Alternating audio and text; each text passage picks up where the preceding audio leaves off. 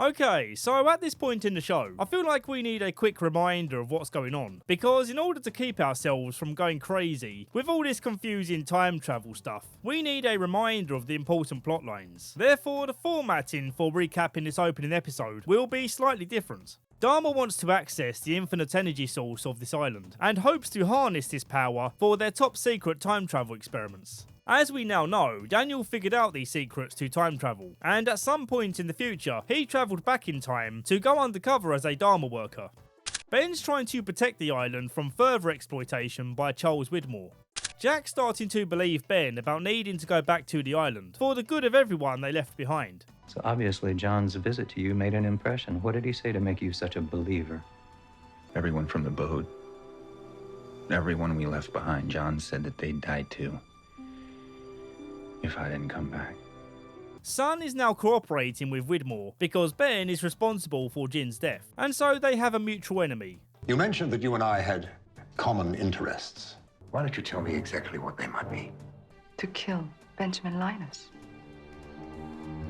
Ever since Ben moved the island, its relation to time has become unstable, and it seems to affect people differently depending on how long they've been on the island, and also their connection to the island. Richard the Ageless is an example of a person who's heavily connected to the island. He explains that John's going to be going back to a time when they haven't met yet. So in order to prove that John knows him, he's going to present to him this compass. He also explains that John needs to die in order to prove to the people back home that they need to come back to the island. A message that seems to be working on Jack at least. Let's go over some of the events of this episode. Saeed breaks Hugo out of the psych ward, but the police think it was Hugo who murdered someone in the process, rather than Saeed. Saeed is no longer working for Ben, and he's actively warning Hugo to stay away from him, this whole mission being about protecting Hugo from Ben. When they get to a safe house, they're ambushed by some hitmen, hired by a person unknown. Not just because I'm doing a poor job at retelling this story, they are literally unknown.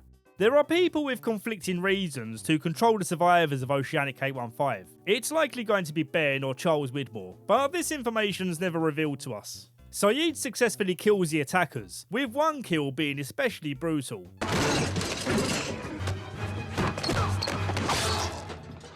And the other death landing Hugo in more trouble when onlookers mistake him as the killer. I thought it was supposed to be a safe house. I never should have left that island. In order to fix these time skips, Daniel finds Desmond and tells him to go find his mother when he wakes up in the future, because Desmond is the only other person he knows who can successfully travel time and retain memories of doing so, utilising his anchor. Okay, returning back to my normal method of recapping from here on. I will still be skipping some stuff though, if it's not very interesting or important to the main events. The episode opens with the survivors in a disagreement, arguing over the impact of lying to everyone back home about what really happened when they crashed. Hugo is against the idea of lying, as he isn't too good at keeping secrets. Lepidus, being his usual Chad self, is ready to go along with whatever the group's decision is. Sorry you got dragged into this, but we need to know that you're with us. Whatever you guys decide, I'll just roll with.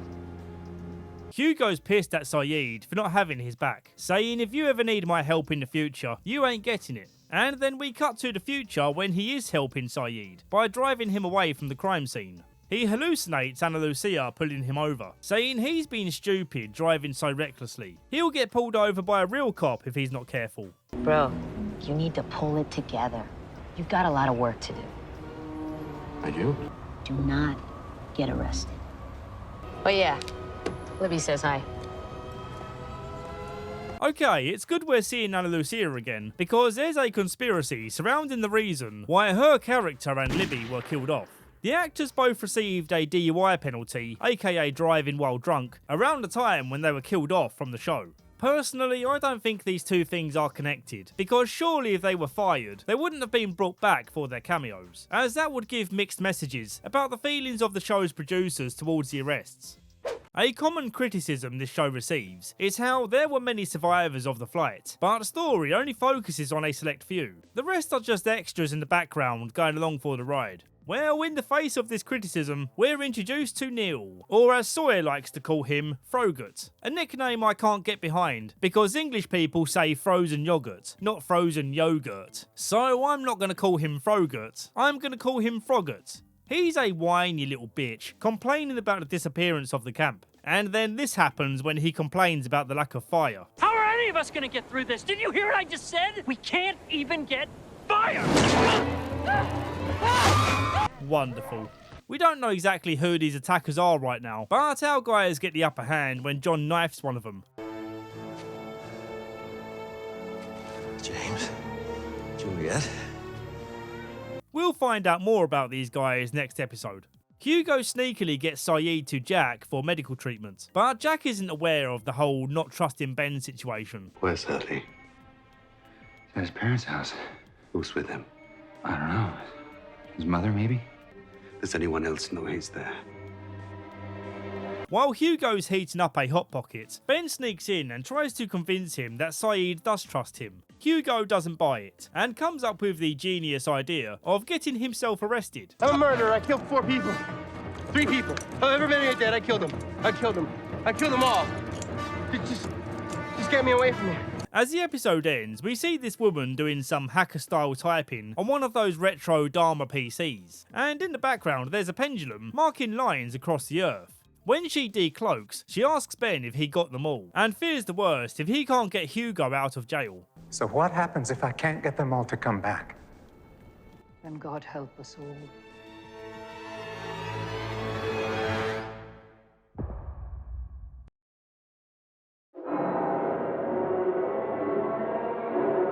Penny gives birth to a wee baby boy, and they name him after Desmond's favourite party powder. Or maybe after some washed out rock star who sacrificed himself. I don't know. He explains to Penny that he needs to go find Daniel's mother, and that's what he sets out to do for the majority of this episode. He locates a woman who took part in his experiments, and finds out that she's now trapped in a never-ending cycle of flashing through time. It's revealed that Charles Widmore is paying for her care, and he also knows who Daniel's mother is. So Desmond pays Charles a visit next to finally get some answers. This is an address for her. I suspect she won't be pleased to see you. She's a very private person. Daniel and the gang set off a tripwire, killing some people who don't really matter to the plot. Then they get ambushed by some unhappy campers, who take them back to their base. Richard Alpert is their leader, who rather bizarrely says this. I assume you've come back for your bomb. Daniel pretends to know all about this hydrogen bomb called Jughead, and says that he's come here to defuse it. The US Army left this bomb here at some point during the 50s, which is when the gang are right now. Why the US Army brought a bomb here is uncertain, but that doesn't really matter.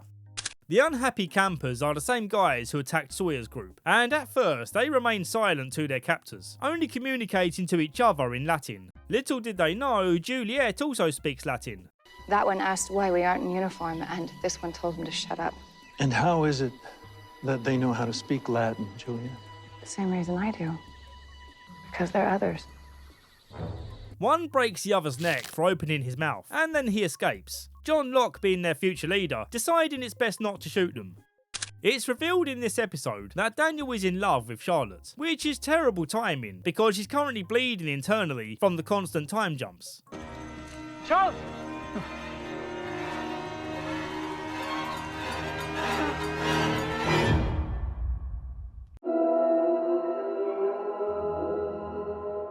On the boat journey home, we see Kate explain that she feels responsible for taking care of Aaron, so she's going to pretend it's her baby.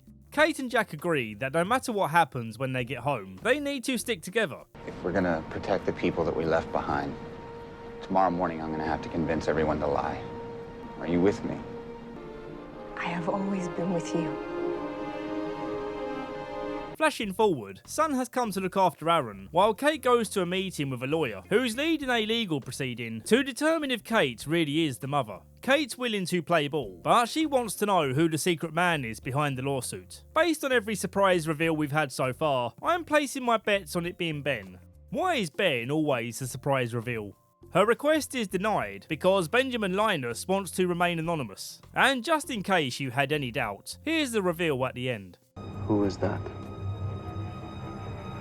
That's my lawyer. Back at the hotel, Sun receives a mystery package. Inside this package, there are some lovely chocolates, a gun, and a picture of Ben and Jack. The perfect Christmas present. There's another assassination attempt on Sayid, but luckily he sees it coming and pulls a reverse Uno.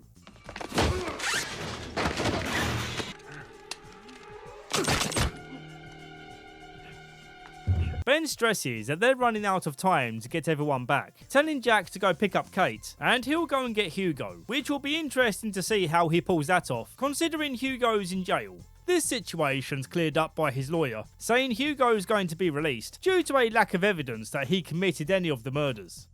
Due to another flash, the time travel team are now in the time when Locke tried to break into the hatch and the light came on. For some reason, he's being all shady about what was happening there, despite the fact that everyone knows about the hatch and is aware that they're currently skipping through time. Do you know when we are? We need to keep moving. Sawyer walks in on the past event of Claire giving birth, which is nice I suppose, but it's a short-lived moment because here comes another flash. Yep. I'm starting to feel as irritated as Sawyer gets with all these flipping time skips. Back on the beach, they see their old camp is back, but something feels different about it. They don't recognise these canoes or these water bottles from Ajira Airlines. Ajira, it's an airline.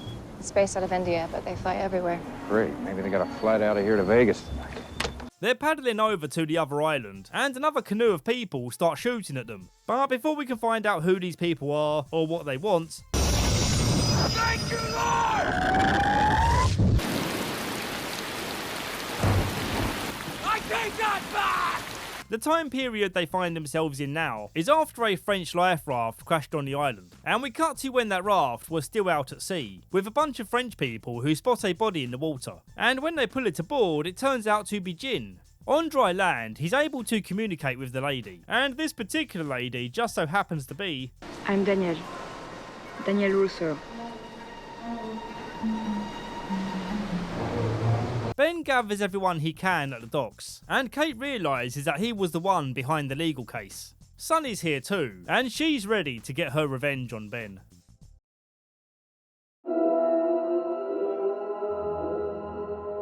Sun goes to feed him a lead salad, but Ben says, whoa, hold up, I didn't kill Jin. In fact, Jin is still alive, and if you promise not to shoot me, I'll prove it. He invites them to come with him and come meet the person who can get them all back to the island. Kate and Sayid check out, wanting absolutely nothing to do with Ben. I don't want any part of this. And if I see you or him again, it'll be extremely unpleasant for all of us. There's a really good moment for Ben, where Jack's talking with Sun about killing him if he doesn't fulfill his promise, and Ben slams on the brakes to lay down some truth. What I'm doing is helping you. And if you had any idea what I've had to do to keep you safe, to keep your friends safe, you'd never stop thanking me. You want to shoot me, then shoot me, but let's get on with it. What's it gonna be? Jin isn't privy to the whole time travel stuff, so naturally he's very confused seeing a young Danielle and hearing her say that the year is 1988. What's the matter?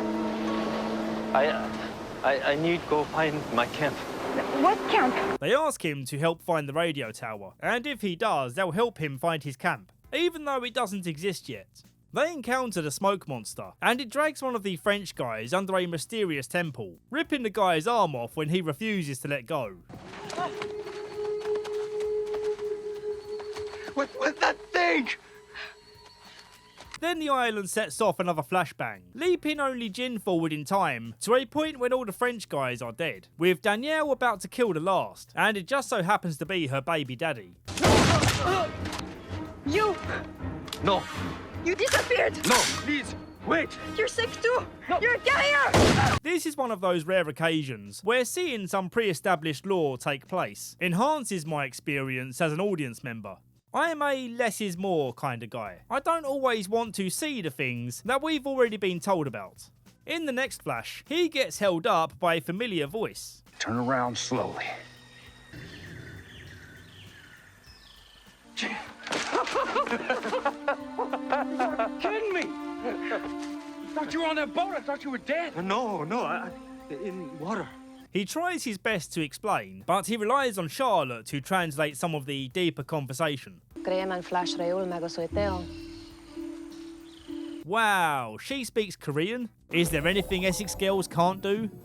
After some more flashes, Charlotte has a vision and warns Jin that Sun must never come back. Don't let them bring her back. This place is dead. In another vision, she tells the gang to head for a well, which is where the Orchid Station used to be. And then she remembers that she actually grew up on the island, as her family were part of the Dharma Initiative. But then she was instructed to leave and never come back, and the person who gave this instruction was Daniel. John says that he'll be the one to climb down the well, believing it to be a passageway off the island, so he can go get the rest of the gang back. But Jin says, nope, you can bring back everyone else except Sun. Tell her that I'm dead if you have to, but just promise that you'll leave her behind. You say I wash up. You bury me. True. As he climbs down, we see that this well is actually the source of the light that's been skipping people through time. And interestingly, it puts John in a different time to the others. James, stop. Come on and help me. James. Why on earth would Sawyer think that digging's going to help? Clearly John's been taken years ahead or years back, so even if he was in the dirt, he would be very much dead. We can't help him. She takes her sweet time doing it, but eventually Charlotte dies. I feel like they only gave her character some meaning at the end of her story, and that's why personally I feel nothing for this death. So we're just going to go ahead and move on. Down in the well, John is greeted by Christian, who asks him if he's willing to sacrifice his life in order to bring everyone back, to which he says yes. Christian tells him that the way forward is to unjam the wheel that moves the island. So this is the cause of all these flashes, eh? Just a pebble stuck in the gears. Just give it a little jimmy and you're good to go. Say hello to my son. Ben and the gang pull up outside a church, and Ben reveals Jin's wedding ring as proof that he's still alive. So I need you to decide right now. Will you come with me? Yes. Desmond's here too, and he reveals that the woman they're meeting is Daniel Faraday's mother. It's Eloise. You may remember her from that weird episode with Desmond. She expresses some slight disappointment that Ben failed to gather the whole gang, but she insists they proceed anyway. All right, let's get started. So far, this is my favourite episode of Season 5. Jack wakes up on the island, just as he did in the pilot episode, and he hears Hugo calling out for help. This is a flash forward, but not the annoying new kind, the good old fashioned kind, the ones that don't give you a migraine.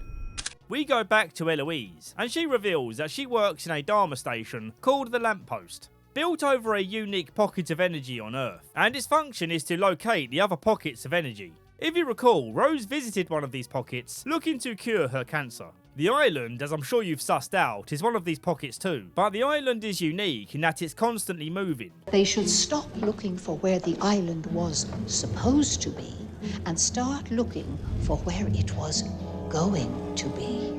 The Dharma scientists were able to predict where the island would move to next. So if these guys stand any hope to get back to the island, they better move quick before it moves again, causing Eloise to have to run another calculation. I wonder how this calculation gets affected when Ben or anyone else manually moves the island. Desmond's the next person to call BS on this whole situation, saying, "Screw you guys, I'm going home." You say the island's not done with me? Well, I'm done with the island. Eloise explains that they need to recreate the scenario that first brought them to the island, and if they can't make it an exact recreation, the results of them being transported back will be unpredictable. There's a particular flight to Guam that flies over the island, and this is the plane they all need to be on.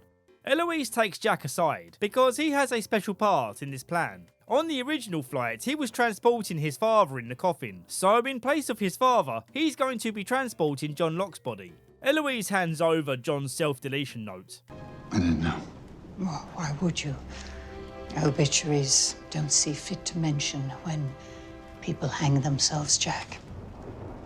In order to use John as a proxy, he's going to need to give him something that belonged to his father. And this detail pushes his limit of what he's willing to believe. This is ridiculous. Oh, stop thinking how ridiculous it is. I suggest you don't worry about this sort of thing and just enjoy yourself. That goes for you all, too. He wanders around the church feeling lost, but then Ben tells him the story of Thomas the Apostle, the man who refused to acknowledge the resurrection of Jesus and needed to touch his wounds to believe it's him. So was he? Of course he was. We're all convinced sooner or later, Jack. While Jack contemplates the possibility of this being real, he gets a call from the nursing home where his paternal grandfather was caught trying to run away, and it just so happens that he mistakenly packed Christian's shoes in his case. This coincidence is enough to convince Jack that maybe these aren't coincidences at all, but the universe's way of guiding him to where he needs to be. Later that night, he finds Kate resting in his bed, and she says, "If you're going back, I'm going back. Just as long as you don't ask me any questions about Aaron." Okay then. The next morning, he gets a panicked call from Ben, who's covered in blood, asking him to go get John's coffin from a butcher's. It's a strange and oddly touching moment, seeing Jack standing over John's body and putting his father's shoes on him. You can feel John's presence in the room, like he's still alive, and Jack feels it too. Wherever you are, John, you must be laughing your ass off. And I'm actually doing this. Because this is even crazier than you are.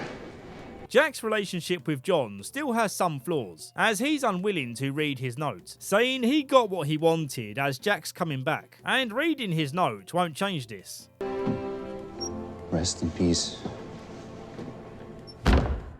Hugo does a really kind thing by booking every other seat on the flight, to lessen the amount of innocent lives that will be affected by the crash. Although to outsiders who aren't clued into this future event, this act comes across as needlessly selfish. It doesn't matter why. They can take the next plane. On the plane, we see some other things that have been recreated. Sayid is in handcuffs being escorted by a marshal, just as Kate was. Son has Jin's wedding ring, so it's like he's here in spirit. And the same goes for Charlie's guitar. As a slight variable, it turns out that Frank Lapidus is the pilot for this flight. He never intended to be here, it's just a coincidence. Or is it? So yeah, the flash happens, and they find themselves being back on the island. A Dharma van approaches to inspect who these people are, and when the employee steps out, the surprise reveal is Ben, I mean Jin. One more detail before we move on, is that on the flight, Jack eventually read John's note.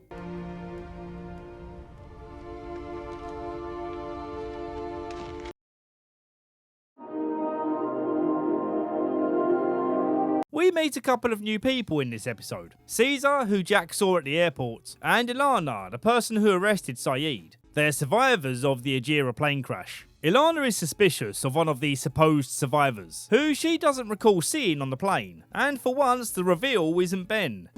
My name is Walter Hartwell White.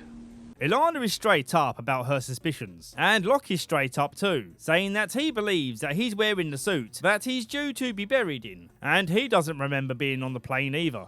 We go back to when he turned the wheel, and just as what happened to Ben, he wakes up in the Tunisian desert. But due to his leg being busted, he spends an entire day helplessly baking under the sun. Some angry Tunisians pick him up and rush him to the hospital, and while he's being treated, he sees Matthew Abaddon watching over him. His leg being snapped back into place makes him pass out.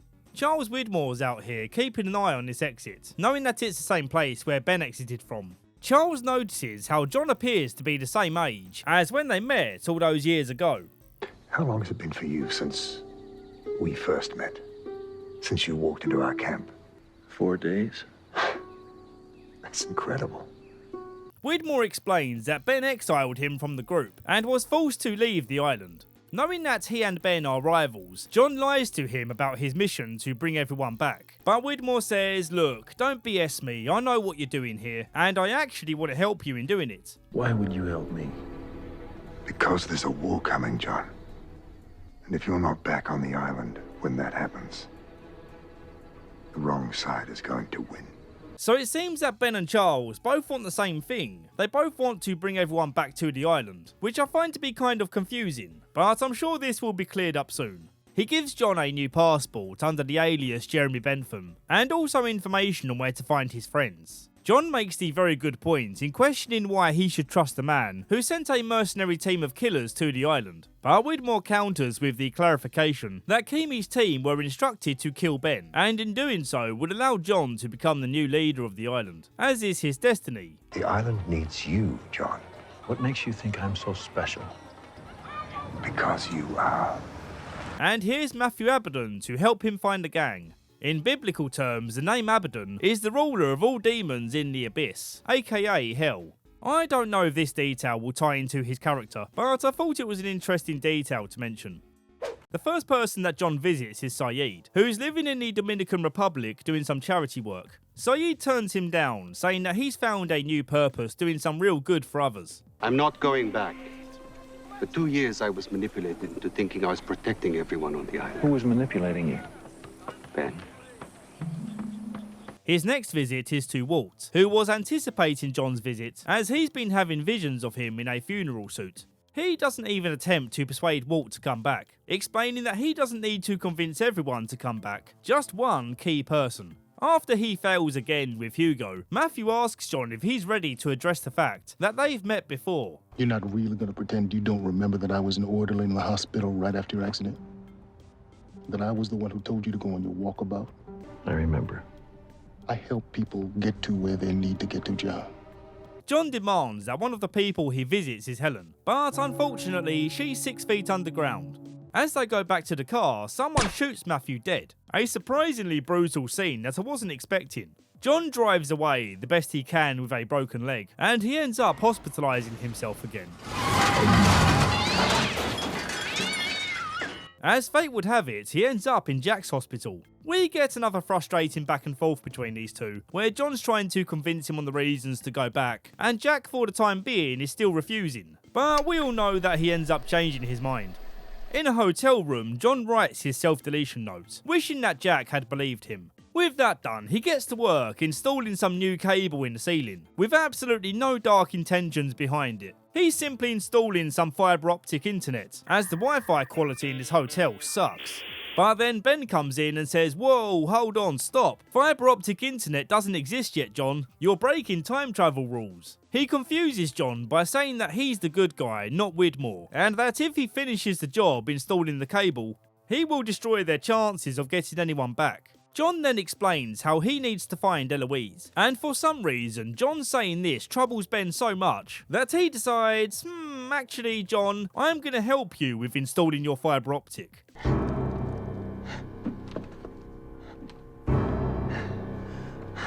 Yeah, I know, I'm very confused too. How on earth does doing this help Ben's mission in any way? He literally just expressed how much he needs John to be alive. It really hurts my head. At the end of the episode, Caesar explains how before the plane crashed, he saw an extremely bright light before many of the passengers vanished into thin air, describing Hugo as one of those people. Some of the people on the plane got hurt, and they've been in sickbay since they crashed. And one of these people just so happens to be, of course, it's Ben. You know him? Yeah. He's the man who killed me.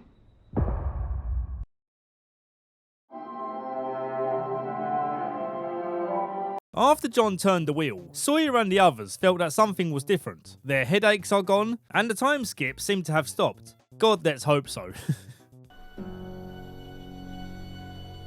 We find ourselves in the time when the Dharma Initiative still occupied the island. Security are watching over the camera feeds, and they see a drunk Horace messing around with some dynamite.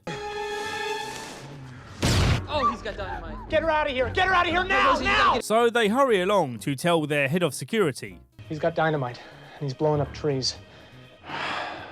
Son of a bitch.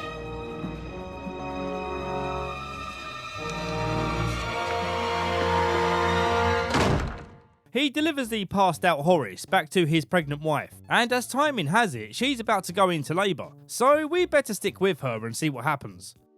Oh, come on! On their way back to the beach, they come across a situation where they could step in and help, seeing this woman in distress. Miles confers with Daniel about the consequences on the timeline if they were to intervene, but Daniel says it doesn't matter. Whatever happens in this timeline happened before. Whatever happened, happened. Yeah, thanks anyway, Plato. I'm going over there. This is where they meet Horace's girlfriend Amy, who at this time was married to a guy called Paul, the guy who the so-called hostiles just shot. She urges that they need to bring his body back and hide the other bodies in order to prevent a war breaking out. She leads them back towards their base, but she's having trouble trusting their story, especially when Juliet shows caution towards their perimeter fence, almost like she's familiar with it. Amy claims to have disarmed it, but then as they all go through it, they collapse. Except for her, because she's wearing earplugs. Yep. Juliet is the only one around who can deliver this baby, but she's hesitant, thinking about her past experiences with helping mothers on this island give birth. But in this case, it all turns out fine. We go backwards in time again, but this time without a transition title card. So it's very confusing seeing it cut to Sawyer, who's waking up on Horace's sofa. Horace explains they have trouble trusting strangers, even though they do appreciate him helping Amy. He says that Sawyer and his people are going to be escorted off the island first thing in the morning, as only Dharma people are allowed to stay here. As they wait for morning, Daniel spots Charlotte as a child.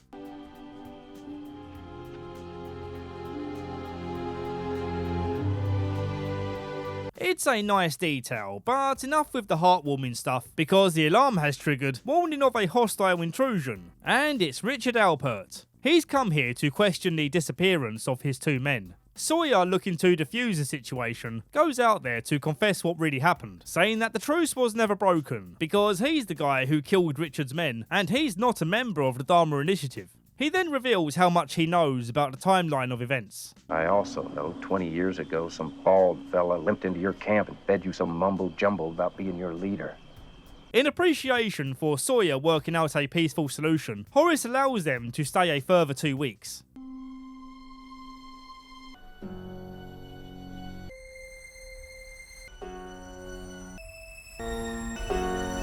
Sawyer and Juliet have become a romantic couple, and as we already know, they remained a part of the Dharma Initiative. Sawyer breaks the news to Horace that he's a daddy now, but he missed the birth. He explains that the reason he was drinking is because he discovered that Amy kept Paul's necklace, and he feels like she's not over him yet. Sawyer gets an early morning call from Jin, saying he needs to come meet him quick, because he just stumbled into Jack, Hugo and Kate. Kate being here is extra meaningful, because Sawyer was telling Horace about the woman he used to love fading from his memory. I never stopped thinking about her. But now I can barely remember what she looks like. She's just gone. And she ain't never coming back.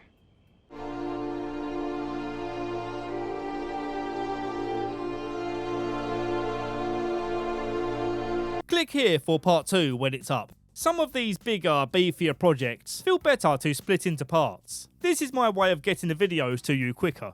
All Patreon and channel member credits will be shown at the end of part 2. Thanks for watching.